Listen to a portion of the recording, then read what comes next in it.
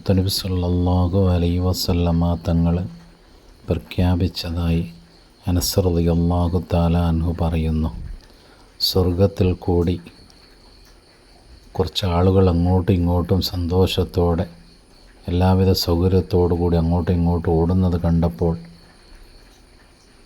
സഹാബത്ത് റസൂലുള്ളാഹിനോട് ചോദിച്ചു, നബിയെ, ആരാണത്?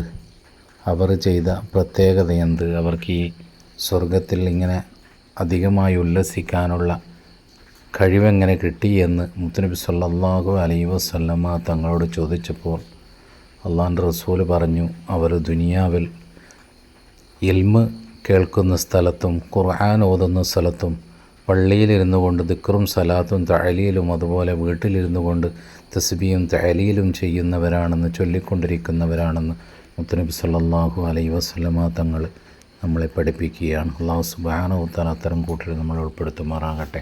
അസ്സലാമു അലൈക്കും വറഹ്മത്തുള്ളാഹി.